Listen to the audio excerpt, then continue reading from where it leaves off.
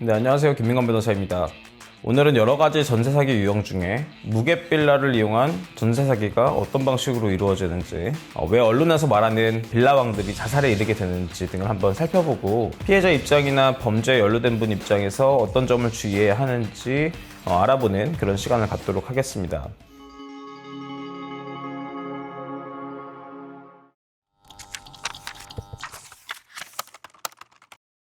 무갭빌라란 빌라 매매가와 전세가가 똑같은 물건을 의미하죠. 무갭빌라가 범죄에 활용되는 이유는 매수인이 사실상 매수의사만 있으면 취등록세 그리고 공인중개사 수수료 등의 비용만 부담하면은 빌라의 소유권을 손쉽게 취득할 수 있기 때문인데요. 이들은 이렇게 취득한 빌라의 소유권을 이용해 대출을 받게 됩니다. 자, 무갭빌라, 즉 담보가치가 없는 빌라인데 어떻게 대출에 사용되는지 궁금하실 겁니다. 이는 임대차 계약서를 위조하는 방식으로 이루어집니다. 즉 전세 2억짜리 빌라를 2억 원에 사게 되면 전세보증금 반환 채무를 양도인으로부터 양수인이 인수할 뿐 실제로 추가로 내는 매수대금은 없겠죠. 그런데 이제 그 상태에서 세입자의 정보를 이용해가지고 전세 2억 원짜리 전세 계약서를 보증금 2천만 원에 월세 100만 원짜리 월세 계약서로 위조하는 겁니다. 자, 이렇게 계약서를 위조한 다음에 대부업체라든지 돈을 빌려줄 수 있는 개인들에게 등기부와 위조된 월세 계약서를 보여주게 되면 대부업체 입장에서는 보증금 2천만 원을 빼도 1억 8천만 원 정도의 여유가 있으니까 담보 가치가 충분하겠구나 이렇게 생각을 하고 7천만 원이 됐든 8천만 원이 됐든 이렇게 빌려주게 되는 거죠.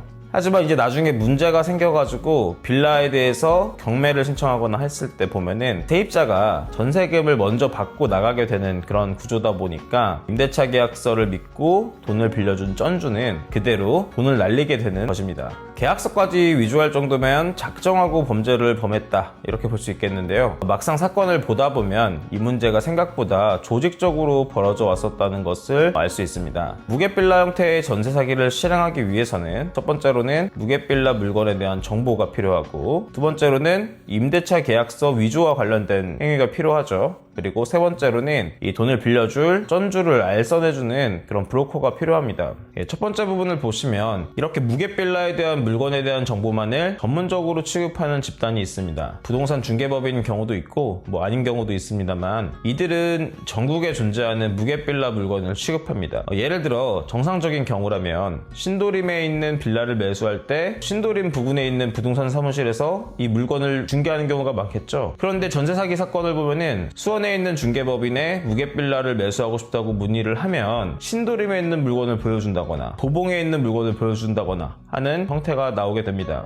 제가 생각했을 때에는 물건을 중개해줄 때부터 왜 이 사람이 무갭빌라를 구하려고 하는지 이들도 충분히 알고 있다고 생각은 되는데요. 막상 사건이 진행되면 자기는 물건을 소개해줬을 뿐이라고 발뺌하는 경우가 많습니다.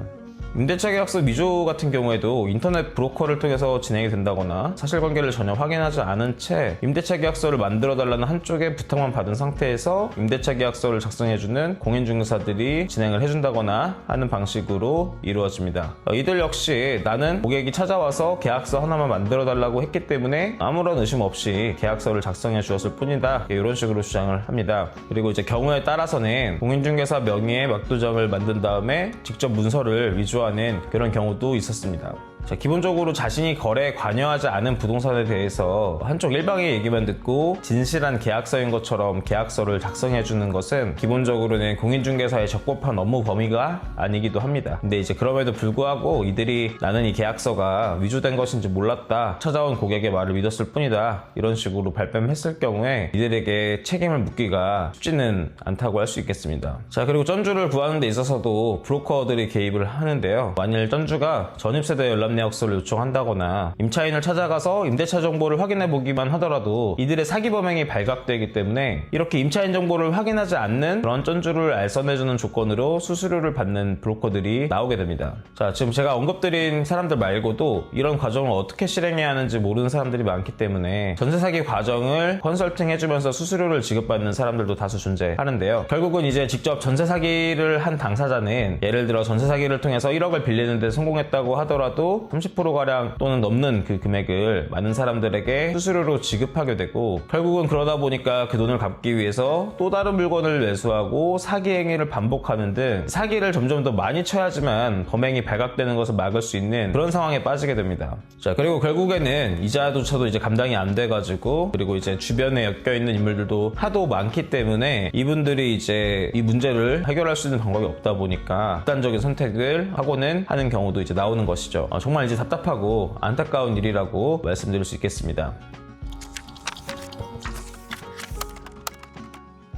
자, 이제 피해자의 경우에는 현실적으로 두 가지 부분이 중요한데요. 첫째는 남들보다 빠르게 범죄를 인지하고 대응을 하셔야 한다는 것입니다. 예를 들어서 이자가 제대로 들어오고 있다거나 막 밀리기 시작하신 분이라도 가볍게 생각하지 마시고 임차인 정보를 확인해 보시기 바랍니다. 그리고 이제 둘째로는 범죄 사이즈를 이제 키워야 하는 부분인데요. 자, 왜 이런 방법이 필요하냐면은, 이런 종류의 전세 사기 같은 경우에는 대출을 받은 자는 대부분 돈이 없고 재산도 없습니다. 그렇기 때문에 이 사람을 상대로 민사소송을 걸어봐야 의미가 없는 경우가 많고요. 자, 그러다 보니 이 범죄자들에 대해 수사가 본격적으로 시작되면 이분들은 이제 자포자기하게 되는 경우가 많고 합의를 위해서 이제 노력하기가 좀 어렵습니다. 그렇기 때문에 수사가 본격적으로 개시될 수도 있고 아닐 수도 있는 상태에서 상대방에게 빠르게 압박을 넣어서 빠르게 피해금을 회복하는 것이 중요하다고 할 수 있겠습니다. 또한 시기적으로 많이 늦은 경우라면 단순히 차주만 압박하는 것만으로는 돈을 돌려받을 구석이 없는 경우가 많기 때문에 다른 공범자들을 압박해야 되는데, 보통 이런 범죄 구조 같은 경우에는 다른 공범자들을 털어놓게 되면 자신의 추가 범행이 발각되는 구조이기 때문에 다른 공범들을 언급하지 않는 경우가 많거든요. 그래서 이제 혼자만의 단독 범행인 것처럼 수사기관에 진술하는 경우가 많습니다. 자, 근데 그렇게 될 경우에는 결국 피해자 입장에서는 단독 범행으로 처리가 됐을 때 그분한테밖에 이제 돈을 청구할 수 없는 것이 되기 때문에 수사기관에 적극적으로 요청을 하고 수사 범위를 넓혀가지고 연루된 다른 사람들이 적극적으로 범죄에 연결되어 있다는 사실을 밝혀낼 필요가 있습니다. 그리고 그렇게 그들을 압박해서 피해금을 회복하는 그런 방법을 적극적으로 고려하셔야 되는 것이죠. 오늘은 전세사기, 그 중에서도 무게빌라를 이용한 전세사기에 대해서 알아보았는데요. 요즘은 많이들 경각심을 가지게 되었기 때문에 전세사기가 주춤한 것으로 생각은 됩니다만, 부동산을 담보로 이제 돈을 빌려주는 경우에는 임대차 정보를 꼭 정확하게 확인할 필요가 있다는 점은 명심하시기 바랍니다. 그리고 전세사기 피해로 인하여 개입되어 있는 공인중개사에게 책임을 물어야 하는 분들이나, 아니면 이제 본인도 모르는 채 전세사기의 이 프로세스에 개입되어 버린 공인중개사분들 같은 경우에는 안일하게 대처하셨다가는 초기에 이제 문제가 커질 수도 있기 때문에 꼭 법률 전문가와 상담을 해보시는 것이 어떨까, 이렇게 의견을 드리고자 합니다. 그럼 오늘 영상은 여기서 마치도록 하겠습니다.